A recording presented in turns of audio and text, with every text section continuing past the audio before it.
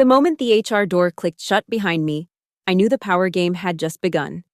They thought they were stripping me of everything: my badge, my laptop, even that worn coffee mug from our startup days. But they had no idea I still carried an invisible key in my pocket. One that, used at the right moment, could bring their entire tower of power crashing down overnight. They'd forgotten something crucial in their rush to erase me from the company's history. And that oversight would cost them more than they could possibly imagine. My name is Amelia Cross, and after 15 years of building Horizon Tech systems from the ground up, I was being discarded like yesterday's code. The small conference room on the 12th floor felt arctic despite the June heat pressing against the windows. I'd been in this room hundreds of times, pitched products, celebrated launches, solved crises that could have tanked the company. Now it served as my execution chamber. Victor Hale, our new CTO of exactly 3 months, sat across from me with the kind of smugness that only comes from someone who's never built anything from scratch. His Armani suit probably cost more than what I made in my first month here, back when we operated out of a Burlington basement and paid salaries in promises and pizza. This restructuring is necessary for the company's evolution, Victor said, his fingers drumming against the mahogany table. Your methods are legacy. We need fresh perspectives, modern approaches. Legacy. The word tasted bitter. My legacy methods had architected the entire customer portal system that now served over 40,000 users daily. But Victor needed to mark his territory. And apparently, that meant erasing any trace of the old guard who might challenge his vision. The HR representative, a nervous woman I'd never seen before, slid a folder across the table. We'll need all company property returned immediately. Your laptop, access badges, parking pass. She paused, glancing at Victor before continuing. And any other company items in your possession? Victor's eyes fixed on the ceramic mug beside my hand, a chipped, coffee-stained relic from our first office. It had our original logo, the one I'd helped design during an all-nighter fueled by ambition and too much caffeine. That too, he said, pointing at it with his Mont Blanc pen. This? I lifted the mug, feeling its familiar weight. This predates you by about 14 years, Victor. Company property is company property. His smile was razor-thin. We're doing a complete refresh, no exceptions. I could have fought him on it. Could have mentioned that I'd bought this mug myself at a local print shop when we couldn't even afford proper business cards. But I saw what this was really about. Victor wasn't just taking my job. He wanted to erase my existence from Horizon Tech's story. Every small victory mattered to men like him. Of course, I said, setting the mug down gently. My voice remained steady, professional. 15 years in tech had taught me that the best revenge is served with a smile and a paper trail. The HR representative relaxed slightly, probably grateful I wasn't making a scene. She didn't know that the real scenes happened in code commits and system architectures, not conference rooms. Your credentials will be revoked at 5 p.m. today, she continued, reading from her checklist. It will remotely wipe your laptop once you've logged out for the final time. Do you have any questions about your severance package? No questions, I replied, my hand unconsciously moving to my jacket pocket where my phone rested. Inside that phone was an email I'd received every year for the past 15 years, an auto-renewal notice for a domain name that nobody else seemed to remember existed. A domain I'd purchased with my personal credit card during a crisis when the company account was frozen. A domain that still, technically, legally, belonged to me. Victor stood up, smoothing his tie. I'm sure you understand this is nothing personal, Amelia. The company is simply moving in a different direction. I understand perfectly, I said, meeting his eyes. And I did. I understood that he'd just made the biggest mistake of his career. He just didn't know it yet. As they ushered me out to pack my desk under supervision, I maintained my composure. Let them think they'd won. Let them believe I was just another middle-aged technologist being pushed out by the new regime. In my pocket, that phone felt heavier than ever, carrying the weight of possibilities. They were taking my mug, my badge, my 15 years of dedication. But they'd forgotten to take the one thing that mattered most, the digital key to their kingdom that had been hiding in plain sight all along. The memory hit me as I sat in my car in the parking garage, still processing what had just happened. 15 years ago, Horizon Tech Systems was nothing more than a desperate dream operating out of a moldy basement in Burlington's industrial district. Back then, Martin Keaton was our CEO, a visionary with empty pockets and boundless ambition. We had 7 employees, 5 computers that actually worked, and a client demo scheduled in 72 hours that would either make or break us. The only problem? We needed a domain name for our customer portal, and the company credit card had been declined for the 3rd time that week. "Amelia, I need a miracle," Martin had said, bursting into our cramped workspace at 11 p.m., his face pale with panic. "The client expects to see a working portal at their own domain by Friday. If we show up with some generic localhost demo, we're done." I remember the desperation in his voice. We'd all invested everything into this company, our savings, our reputations, our futures. I looked at the team, exhausted faces illuminated by monitor glow, empty ramen cups stacked like monuments to our poverty, and made a decision that would define the next decade and a half. "I'll handle it," I told Martin, pulling out my personal credit card. The domain registration cost $49, might as well have been $4,000 given my bank balance, but I purchased it anyway, registering it under my name because setting up a corporate account would take days we didn't have. The demo went perfectly. The client signed. We celebrated with beer we couldn't afford and promises of fixing the paperwork next week. But next week became next month, and next month became next year. As the company grew from 7 employees to 70 to 700, that little domain detail got buried under an avalanche of success. I kept renewing it annually with my personal card. The auto-renewal email would arrive every March like clockwork. "Your domain registration for horizontechportal.com has been renewed." $60 a year, less than what the company now spent on executive coffee runs in a single morning. It assumed it was handled by finance. Finance assumed it was managed by IT. And I never corrected anyone's assumption because, honestly, it had never mattered. Until now. Sitting in my car, I pulled up the domain registrar's website on my phone.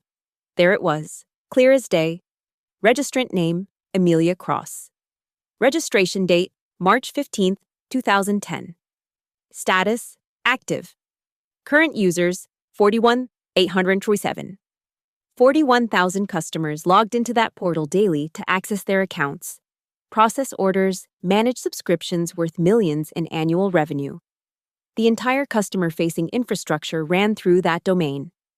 Sure, they could migrate to a new one, but it would take weeks of planning, notifications to every single user, updates to all marketing materials, SEO rankings obliterated overnight. The chaos would be extraordinary. I scrolled through my contacts and found Graham Voss, an intellectual property lawyer I'd met at a conference years ago. We'd stayed in touch, exchanging holiday cards and occasional industry gossip. Graham had once told me, "The most powerful position in any negotiation is when you legally own something the other party desperately needs but doesn't know you control." The irony wasn't lost on me. Victor Hale wanted to erase my legacy from Horizon Tech. He wanted a complete refresh with no exceptions. Well, he was about to learn that some legacies are harder to erase than others. That little forgotten detail from our startup days, a domain purchased in desperation with my own money, had just become the most valuable $49 investment in corporate history.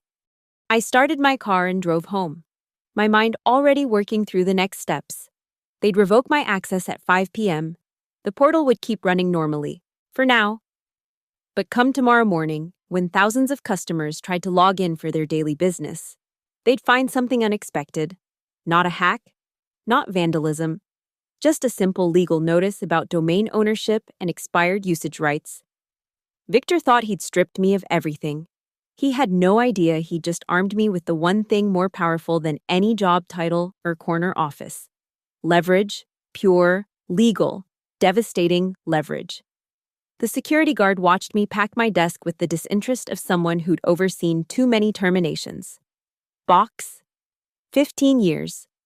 20 minutes to pack. I moved methodically, placing each item with deliberate care. The framed photo from our first product launch, when we still printed actual manuals. The Code Ninja trophy the team had given me as a joke that became sincere over time.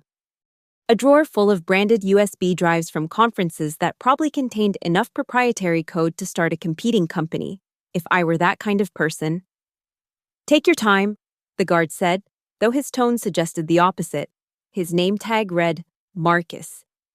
I'd fixed his badge access 3 years ago when Ite was overwhelmed. He didn't remember. Around me, the open office hummed with willful ignorance. My former colleagues kept their heads down, fingers clicking across keyboards with exaggerated focus. Nobody wanted to catch my eye. Nobody wanted to be associated with the terminated. Corporate leprosy is contagious, after all. Sarah from QA half stood from her cubicle, mouth opening as if to speak, then sat back down when Victor emerged from the elevator. He surveyed his kingdom, ensuring his authority was properly displayed. Our eyes met across the floor.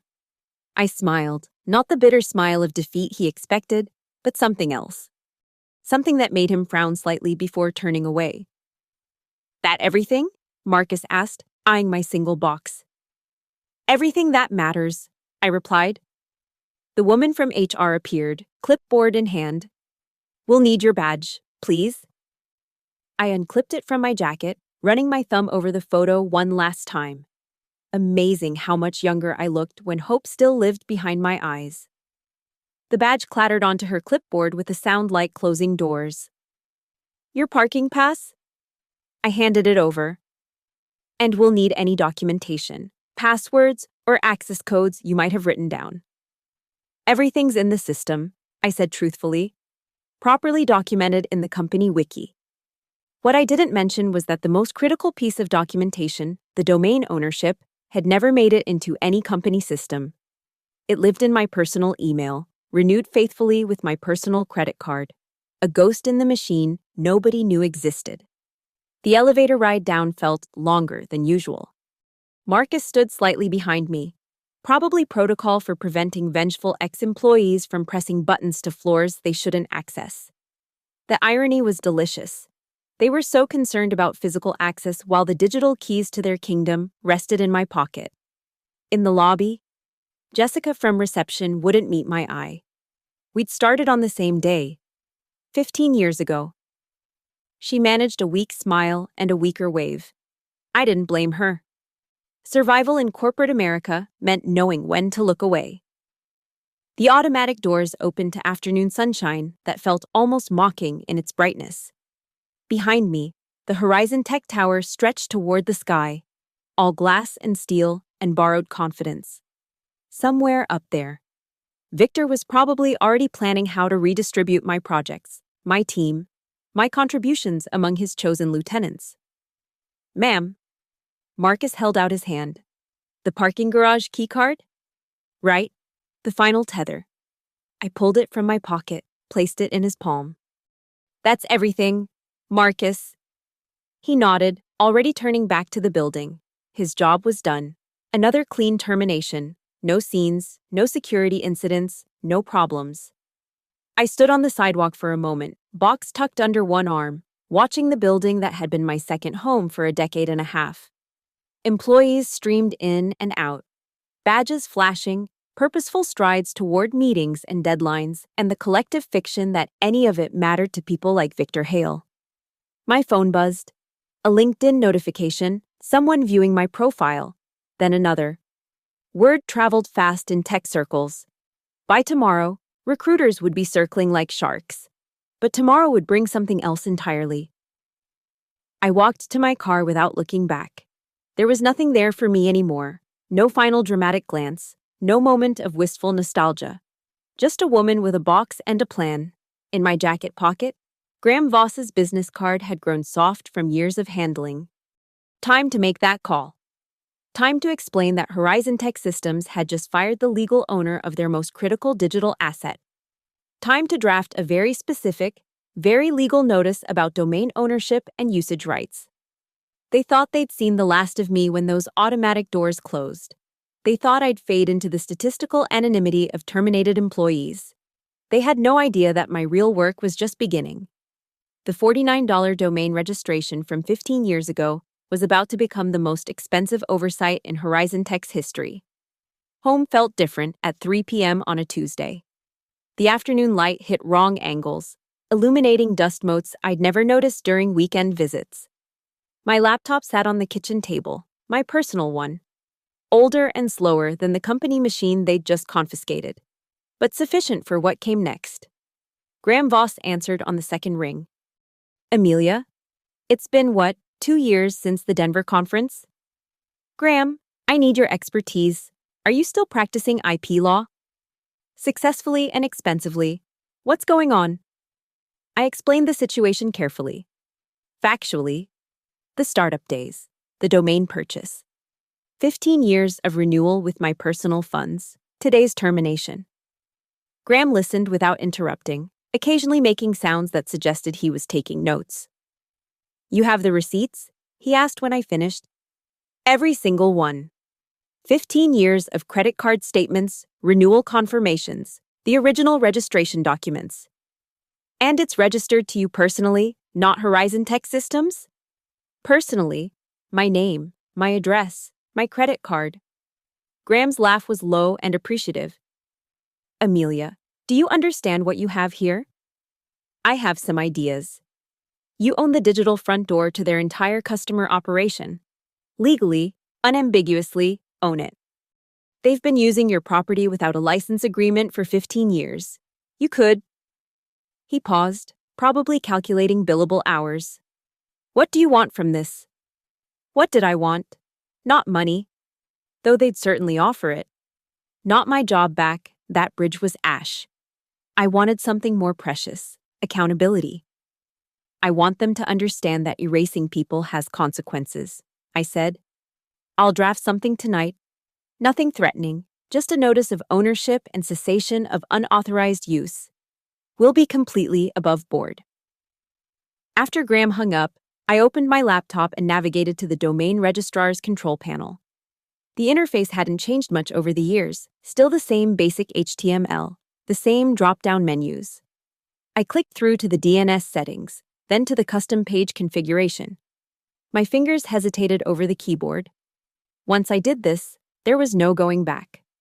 But then I remembered Victor's smirk, the way he'd pointed at my coffee mug like it was contamination to be removed. The way 15 years of dedication had been reduced to a 20-minute supervised packing session.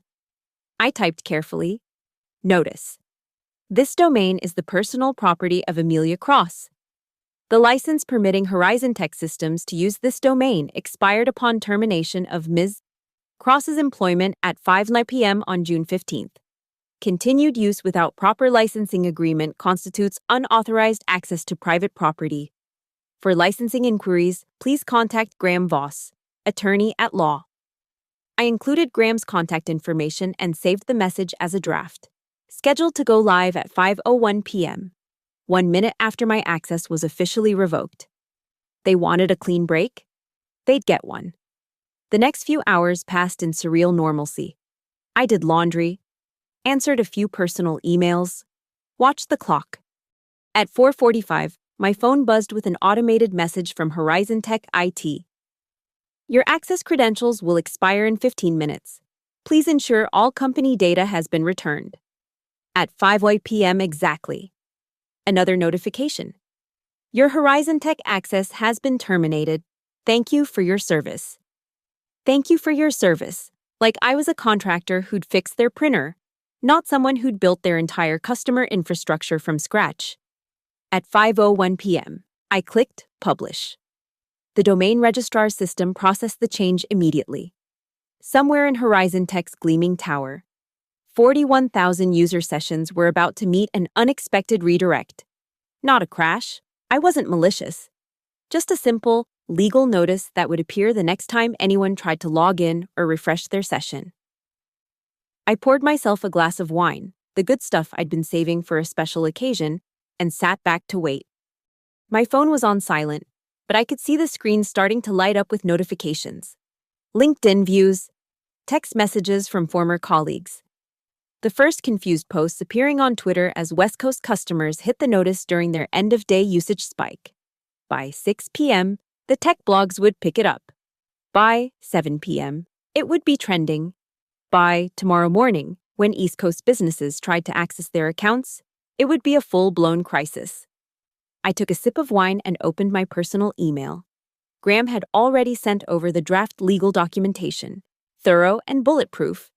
Subject line, your valuable asset. Victor Hale thought he'd erased me from Horizon Tech's story. He was about to learn that some code can't be deleted, some contributions can't be minimized, and some people won't simply fade away. The game had officially begun.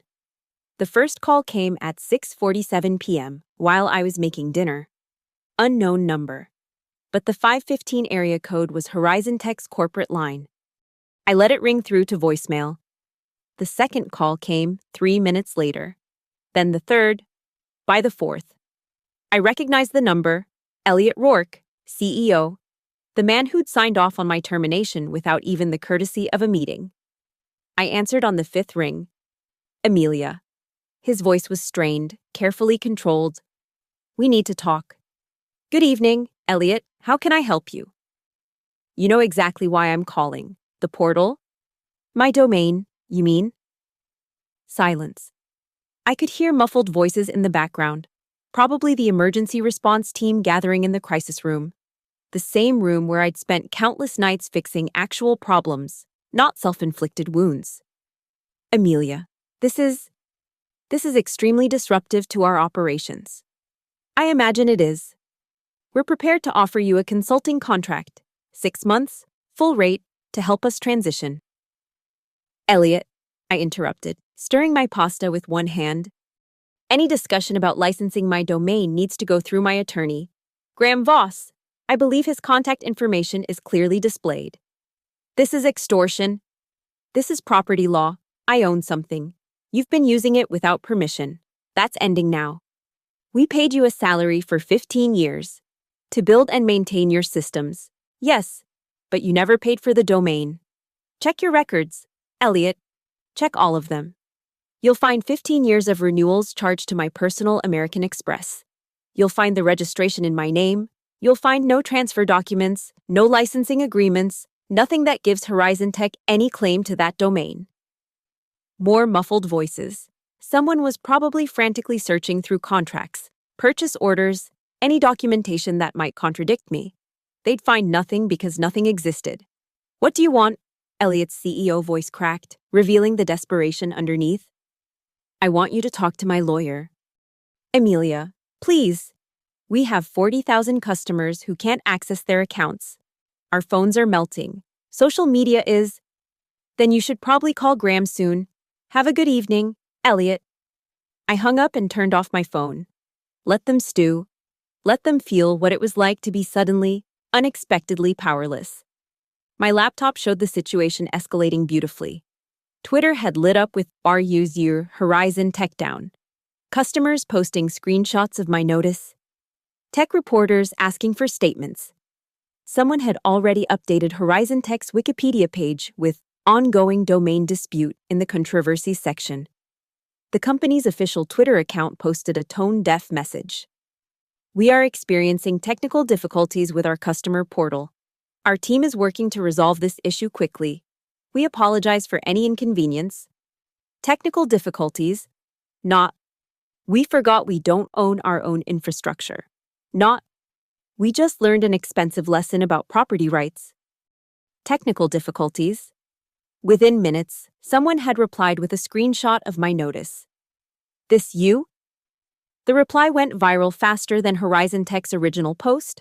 I opened a new browser tab and checked Horizon Tech's stock price. After-hours trading showed a 3% dip already.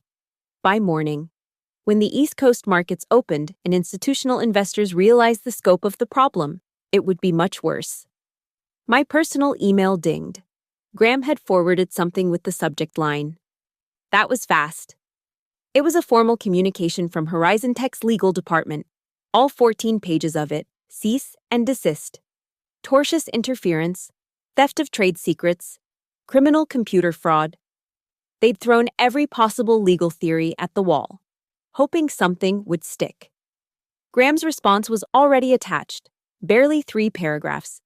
Dear Counsel, Ms. Cross owns the domain in question, as evidenced by the attached documentation spanning 15 years. She has chosen to discontinue its use by your client following the termination of her employment. No laws have been broken. No systems have been accessed improperly. If your client wishes to license the domain, we are prepared to discuss terms. Regards, Graham Voss. Simple, elegant, devastating. By 8 p.m., Reddit had picked up the story. Someone in our sysadmin had posted, "Company fires employee, forgets she owns their main domain. You can't make this up." The comments were brutal and hilarious in equal measure. IT professionals sharing similar stories, debating the legal merits, mostly just enjoying the schadenfreude of C-suite hubris meeting reality. Victor Hale hadn't posted anything on his usually active LinkedIn profile. I wondered if he was in that crisis room, his Armani suit jacket off, his perfect hair mussed, trying to explain to Elliot how this had happened.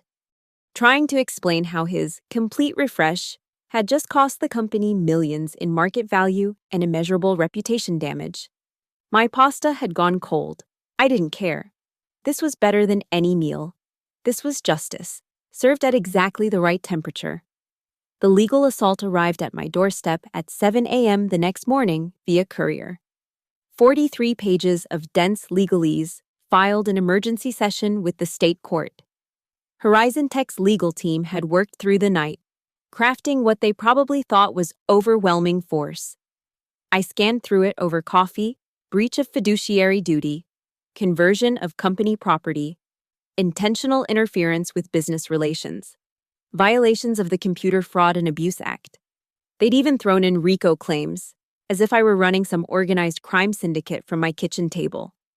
The damages they cited were astronomical: $50 million in immediate losses, $200 million in projected damages, plus punitive damages to be determined.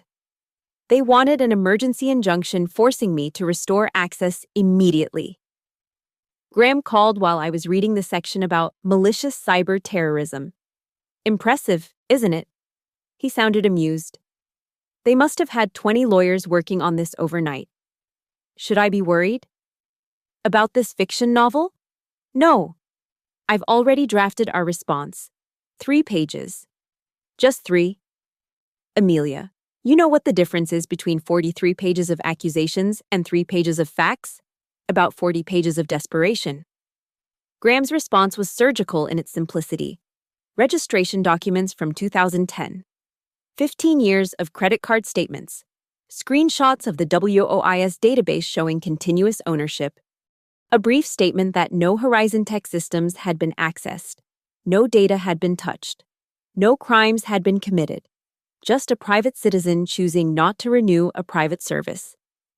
The beautiful thing, Graham explained, is that they know they have no case. This is intimidation theater. They're hoping you'll cave under the pressure.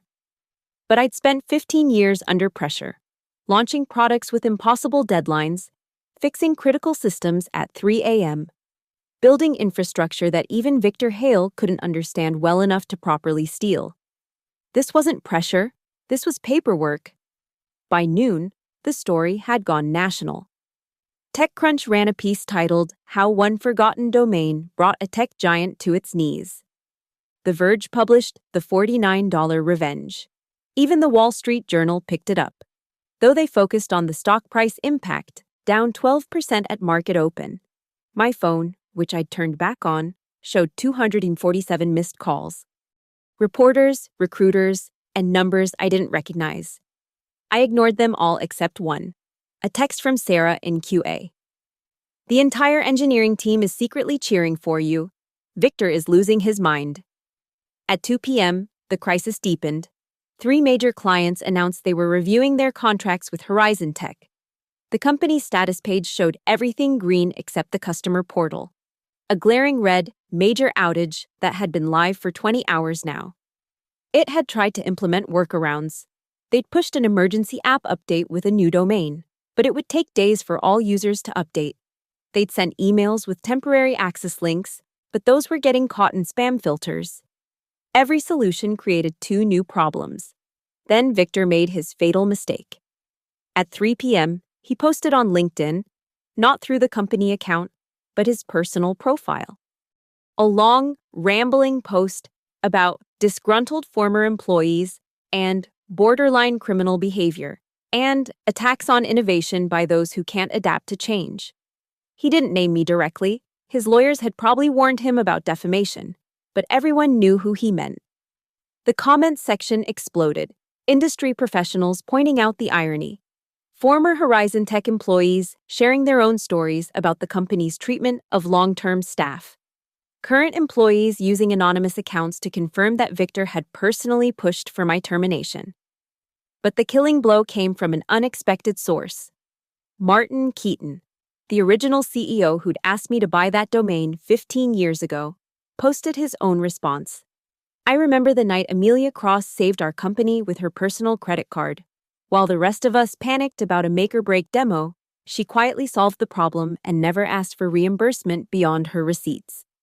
For 15 years, she renewed that domain faithfully. If Horizon Tech's current leadership had shown her half the loyalty she showed the company, they wouldn't be in this position. His post got 10 times the engagement of Victor's within an hour. Graham forwarded me another email at 4 p.m. They want to negotiate, real negotiation this time, not threats. You free for a call? Tell them my consulting rate just went up, I replied. The walls of their glass tower were starting to crack. Every hour the portal stayed down cost them hundreds of thousands in lost transactions. Every news article eroded years of carefully built reputation. Every social media post reminded the tech world that Horizon Tech had forgotten the first rule of business: know what you own. And more importantly, know what you don't. The tech media storm reached Category 5 by Thursday morning. Business Insider ran a feature with the headline, "The Domain Disaster That's Costing Horizon Tech $2 million per hour." Someone had leaked internal emails showing the panic at the executive level. Screenshots of Slack messages where Victor had called an all-hands emergency at 2 a.m. But the real damage came from the customers. They'd found their voice on Twitter, LinkedIn, and every review platform that existed. Fortune 500 companies publicly questioning their partnerships. Small businesses calculating losses from 2 days without portal access. The hashtag #BossSauce Horizon Tech Fail was trending globally. A prominent tech blogger posted a detailed timeline of events, complete with archived screenshots of my 15-year tenure at the company. Pictures from the early days, our tiny team in that Burlington basement. Everyone young and hungry and foolish enough to believe we could change the world. There I was, hair longer, eyes brighter, holding that same coffee mug Victor had confiscated like contraband. The contrast with Victor's LinkedIn profile was stark. Every post about disruption and innovation now read like satire. Someone had created a meme of his headshot with the caption, "Disrupted his own company by forgetting to check who owns the keys." It had 30,000 shares by lunch. The customer exodus accelerated. Our biggest client, Meridian Financial, posted a public statement. "We are deeply concerned by Horizon Tech's apparent lack of basic operational oversight. We are evaluating all options to ensure our business continuity." Translation: heads would roll. My phone rang with another unknown number. This time, I recognized the voice immediately. David Sterling, chairman of Horizon Tech's board of directors. We'd met exactly twice in 15 years, both times at company holiday parties where he'd forgotten my name within seconds of introduction. "Ms. Cross," he said, and his tone was entirely different from Elliot's desperate pleading or Victor's arrogant demands. This was the voice of someone who understood exactly how badly his executives had failed. "I apologize for reaching out directly, but I believe we need to have a serious conversation. Mr. Sterling, I've been very clear that all communication should go through my attorney. I understand that, and we will certainly continue our discussions with Mr. Voss. However, I wanted to personally apologize for how this situation has been handled. I've spent the last 48 hours reviewing the circumstances of your termination and the oversight regarding the domain ownership. Oversight, such a pleasant euphemism for catastrophic incompetence. I see. Ms. Cross, I'm calling to inform you that the board has lost confidence in certain members of our leadership team. Changes will be made, significant changes. My heart rate quickened, but I kept my voice steady. That's an internal matter, Mr. Sterling. Yes, but one that affects our negotiations with you. I want you to know that the people who created this situation will not be the ones resolving it. The subtext was clear. Victor Hale's head was on the chopping block. I appreciate you letting me know, I said carefully. There's more. We've discovered that your termination wasn't an isolated incident. 2 other employees from your original team were let go in the past year under similar circumstances. Longtime contributors dismissed to make room for Victor's hand-picked replacements. The board was not made aware of this pattern. Marcus Washington and Jennifer Liu. I knew them both. Good people, brilliant engineers, tossed aside like obsolete hardware. What are you proposing, Mr. Sterling? I'd like to send you a formal offer by end of business today, not just for the domain rights, but for a comprehensive resolution that addresses the broader issues at play. I think you'll find it thorough. After he hung up, I sat in my kitchen watching the afternoon sun paint golden squares on the floor. Somewhere in Horizon Tech's tower, Victor was probably cleaning out his office. The same security guard who'd watched me pack my desk would be standing over him, ensuring he returned every piece of company property, even his coffee mug. The poetry of it was almost too perfect. Graham called an hour later. They've sent a preliminary proposal. You're going to want to sit down for this. I'm sitting. They're offering to reinstate Marcus Washington and Jennifer Liu with full back pay and formal apologies. They're offering a public statement acknowledging the contributions of the original team, specifically naming you.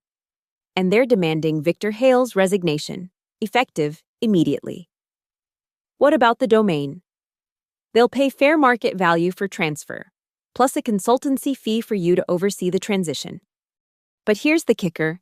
They want you to know that Victor's severance package has been revoked. Every penny he would have gotten is being redirected to the 3 of you as additional compensation. I closed my eyes, feeling 15 years of tension slowly unwinding. It wasn't about the money. It had never been about the money. Tell them I'll review the full proposal, I said. But Graham, make sure they know the domain stays dark until every signature is finalized. Friday morning, 9 a.m. sharp. The contracts were signed, witnessed, and notarized. Every demand met, every term agreed to.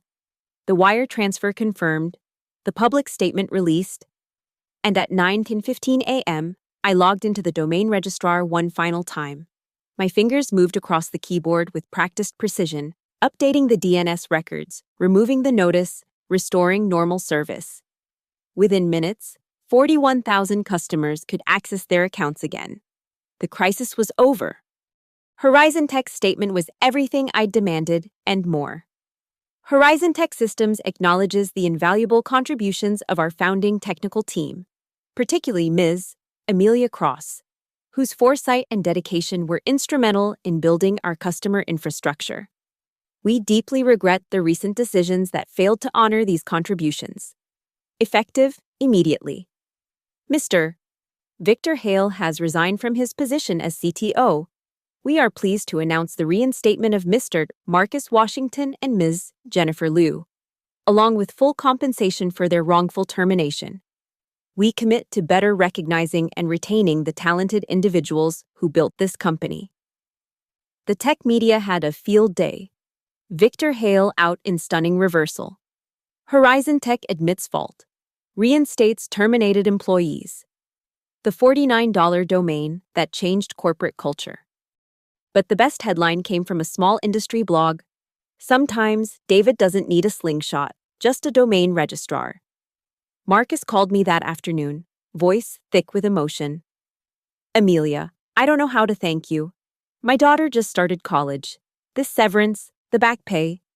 You saved us. Jennifer texted a photo from her desk, her family pictures back in place, her coffee mug, they'd tried to take hers too, prominently displayed. First day back, Victor's office is being turned into a meditation room. I'm not joking. As for Victor Hale, his LinkedIn profile went dark. The last anyone heard, he was pursuing other opportunities. Corporate speak for radioactive, untouchable. Word traveled fast in Silicon Valley. Within hours of his resignation, 3 other companies quietly withdrew their interest in his services. Turns out, forgetting to secure your company's most critical digital asset is a career-limiting move. Sarah from QA forwarded me an internal email from David Sterling to all staff. Let this serve as a reminder that every person in this company, from our newest intern to our most senior engineer, contributes to our success. We will never again make the mistake of undervaluing those who built our foundation. That evening, I sat on my porch with a glass of wine. The really good stuff this time. My laptop showed a banking app with a number that would let me take my time choosing my next move.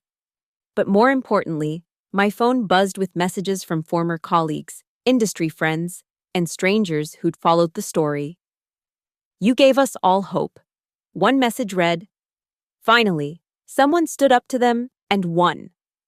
Graham sent a final email with the subject line, "Victory Lap."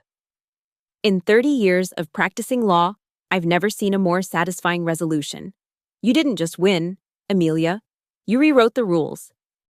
I thought about Victor's smirk in that conference room, his dismissive wave at my coffee mug, his certainty that I would simply disappear. He'd wanted to erase my legacy, to refresh the company without any trace of its history. Instead, he'd given me the opportunity to remind everyone, the board, the employees, the entire tech industry, that you can't build a future by destroying your past, that the people who pour their hearts into building something deserve more than a 20-minute termination meeting, that sometimes the smallest oversights create the biggest consequences. My domain, that $49 purchase from a desperate night 15 years ago, had done more than bring a company to its knees. It had restored balance, delivered justice, and maybe, just maybe, made a few executives think twice before treating their employees as disposable assets. The sun set over the valley, painting the sky in shades of gold and amber. Somewhere out there, Marcus was helping his daughter with tuition payments. Jennifer was planning her next project, and Victor Hale was learning that karma, like good code, always compiles eventually. I raised my glass to the empty air, toasting silent victories and patient revenge. 15 years of loyalty hadn't been valued, but 15 years of careful documentation had been priceless. They'd taken my badge, my laptop, even my coffee mug. But they'd forgotten the most important rule of the digital age. Always know who owns your domain.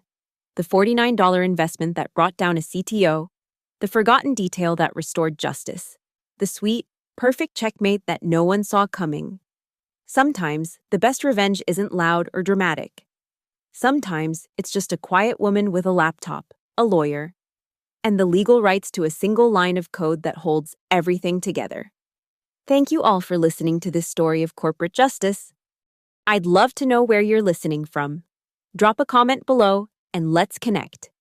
If you enjoyed this tale of sweet revenge, please subscribe to the channel and share your thoughts. Have you ever witnessed or experienced a similar David versus Goliath moment in your workplace?